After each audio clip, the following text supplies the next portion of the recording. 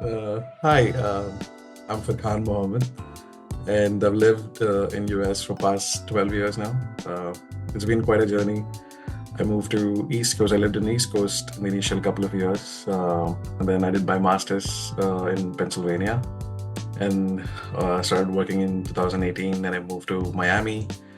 That was a great time. And then my opportunities, I found my opportunity in calling in California, and I've been here for the past 6, 7 years now. So it's been pretty great. Yeah, Uh, that's how how difficult is it for like an Indian expat to find work in the US? Is it difficult? How's the journey? find work. Yes, it is difficult. It is getting difficult now.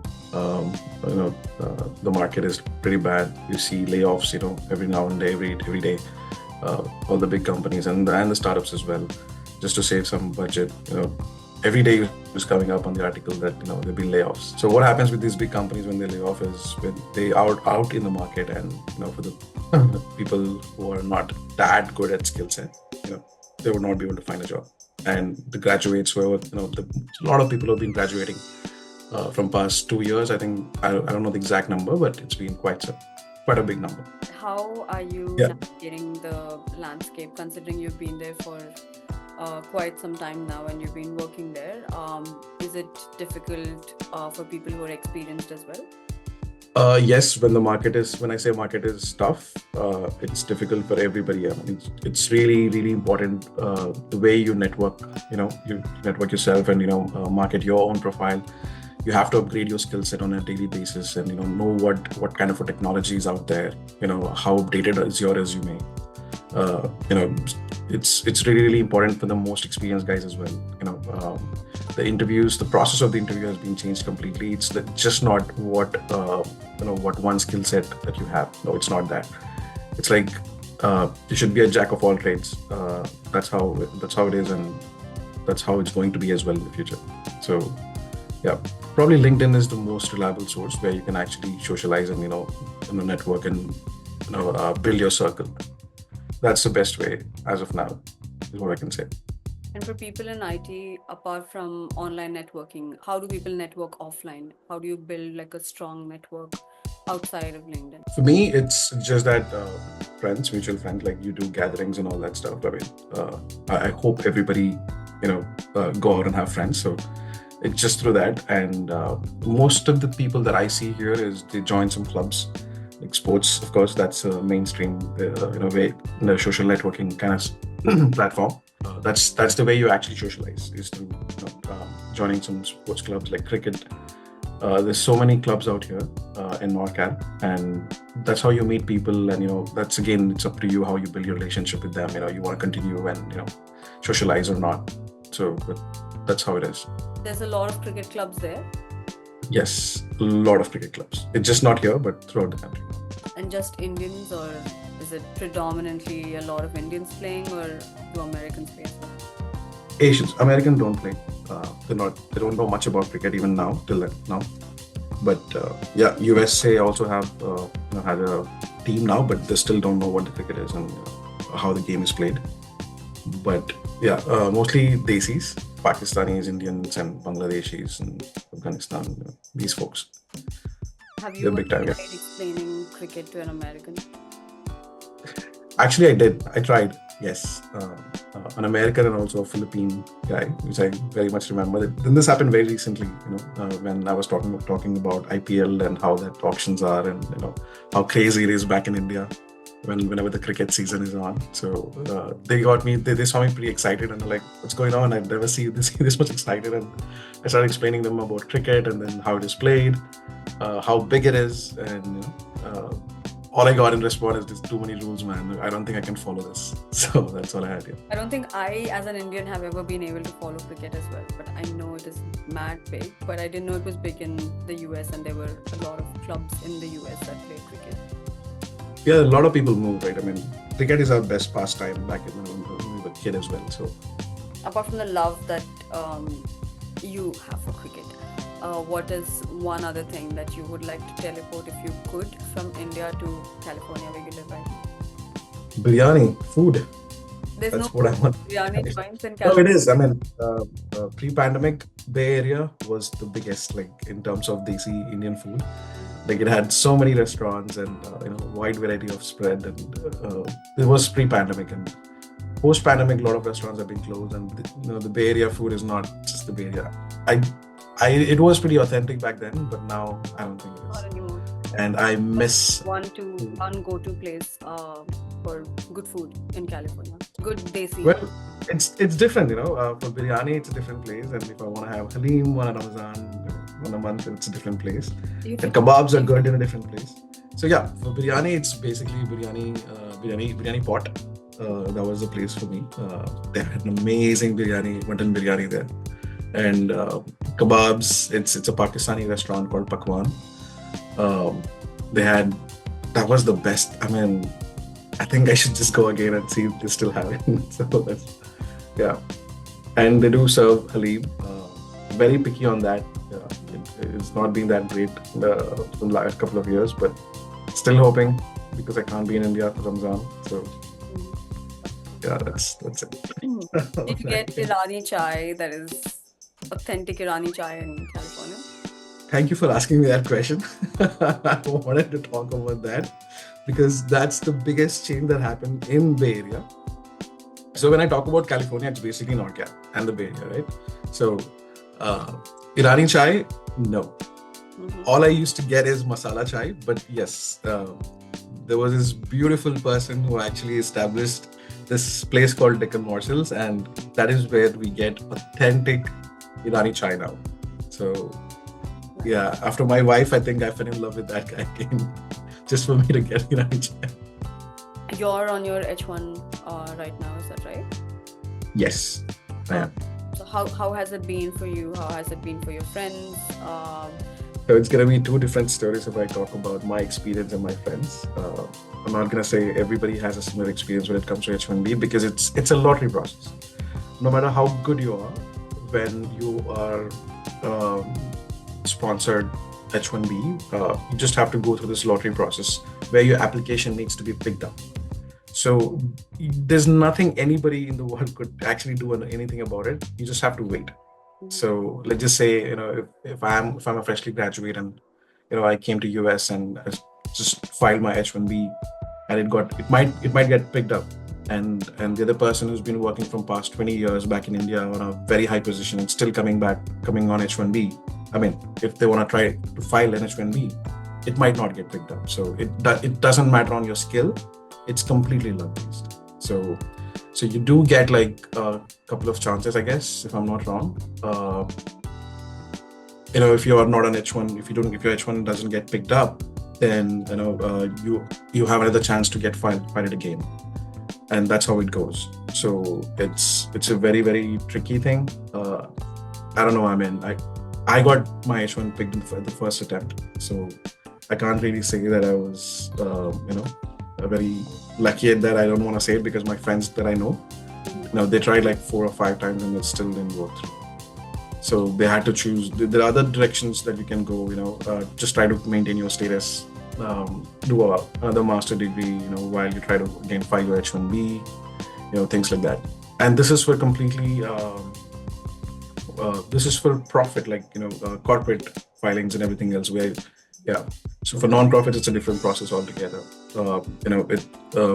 For non-profits, there's no specific time to actually file an H1B. It's not a lottery process again. It's a different process altogether. They will go through with your file because the quantity is less. Like the backlog is not that more, and the filings are not that high for non-profit. So it's a different process than how it is for us. Yeah. So it's very tricky, and I guess now I need to have a lot of luck to get it picked, I guess. What is one piece of advice that you would give to any Indian student that is hoping to move to the US for masters? Yeah, I mean, sure. If you have plans to coming to abroad, US especially, then why not? But what I would say is basically just once you finish your undergrad, just don't fly. Know your skill set.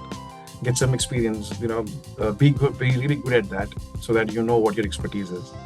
And then, that would definitely help a lot Once you, that way you can actually know which major that you want to choose, and where you want to pursue your career. That way you can do it instead of just taking computer science or information systems technology and then figuring it out. What should be my major, which field should I go to, things like that. Because I see a lot of students who've done civil engineering, mechanical engineering, ending up in IT, not doing what they've actually studied on. And Yeah. that also impacts your H-1B, that you would get RFEs as well, asking, you've done your engineering in this field, why are you not working on the same field? So there will be a lot of questions, based on that. But having said that, yes, it is. I know I would definitely suggest if you want to move out your country, it's just not the money and that you will be earning more, but you will learn a lot of things in life as well. So that's still worth getting out of your comfort zone and living in a country which where you haven't been before.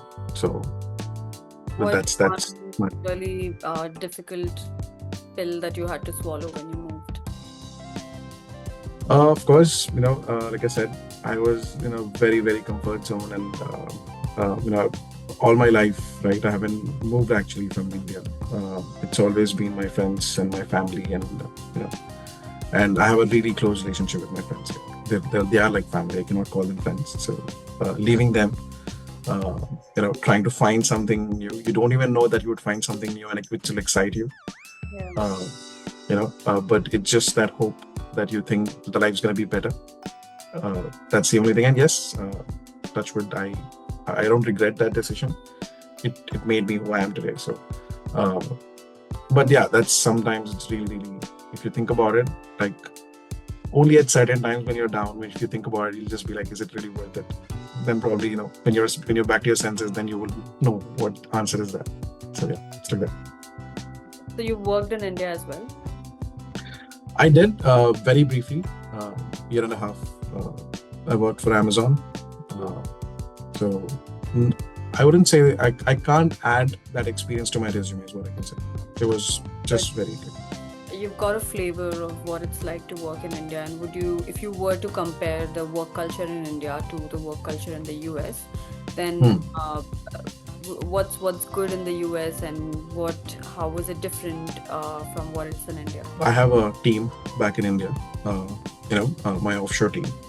And if you talk about the work culture, I wouldn't say that I made my offshore team work during the weekends and all that stuff. When it's necessary, it is like I work as well, right? So, but I do see in other teams, where I know my colleagues, they have to work. They make their offshore team work, dump all the work on them, and just make them work during the weekends as well. I see them sometimes on call, even like morning, like 10 p.m., 10 a.m. PST, 11, it's like 12:31 for them. Yeah. And I was like, why? Like, and the thing is, in service-based companies, they're just used to that. Back in India, they think that if they question, it's a threat to their job. There would be an escalation as such. So, I mean, it's totally fine. You just have to say that, these are my work timings. I have a life apart from my work too, right? So that's a work-life balance. That's something that I haven't seen. And when we talk about this specific work culture, India and US, let me tell you something. The work culture in US itself, to the East Coast and the West Coast, is very different. So in East Coast, it's not as fast as how it is in Bay Area, right? So there is a work-life balance. You will log off at 4, start at 7 or something like that. I mean, people around you, they also start at the same time, But because I've worked in East Coast, I know that culture. And when I moved to West Coast, it's completely different. It's so like, I mean, you will learn a lot of things, of course, but then you will see people working around 11 p.m. You'll see emails coming up around 12, 1 o'clock, It just makes you think like, wow, like, what am I doing? Like, people are just going on and getting on and doing things, or getting things done. Like, you will get that sense of, like missing out of something, unless if you're a workaholic, that's what you feel. Is that how you feel? Sometimes, yes. Sometimes I don't give, I don't care. Like, this is not my time to work, and I just have to relax sometimes. But sometimes, if you're actually ambitious, don't want to miss out on anything and just want to keep up that pace. Know everything what's going on. Be updated. Keep yourself updated. And, that's sometimes it's both. It's a mixture. It's just what you feel at what time. Just like that. Let's say you do achieve the proverbial work-life balance also. What is life like when you're not working in California where you live right now?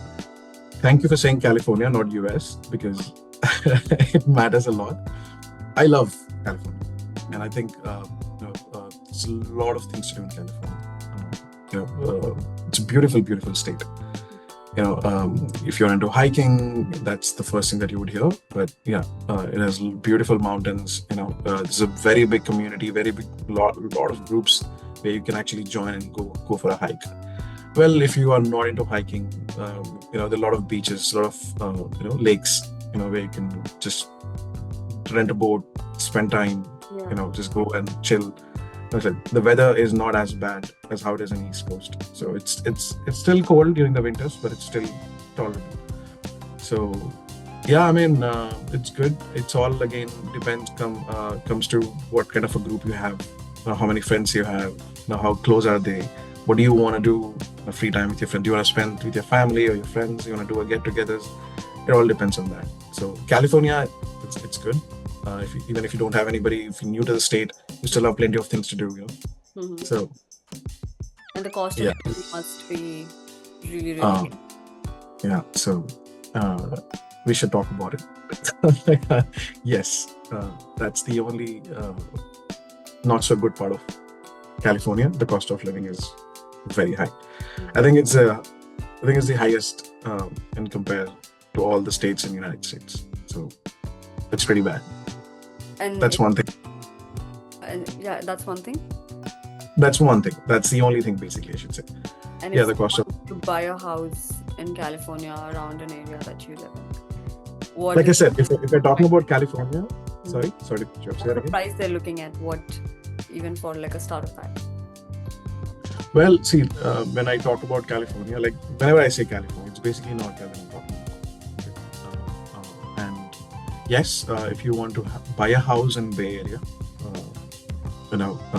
depending on if you want to buy a condo or an individual house, single family house, it ranges. It'll start around 900K to or probably $1 million to $1.5 million or $2 depending on what kind of a house that you want to buy. How big of a house is that? And yeah, I mean, as you go like a little bit away from the city, then it's around 600-800K is what you're gonna get. I'm talking about basic single family house. That's all. I mean, what is one feature that you'd look for in an app as an expat? Is there any one feature that you think would make your life easier? When I think about something like that, I think I would have more access with my US number, and still can access and do things on an app where I can actually buy things for my parents or friends or do anything, or have easy accessibility to stuff. That's something. Yeah. You are not you would not need an Indian number in order to access services that India offers. That's possible to Swiggy though, right? Yeah, that's only there in Swiggy. Yeah, I mean Swiggy is just food, right? Food I'm talking about it.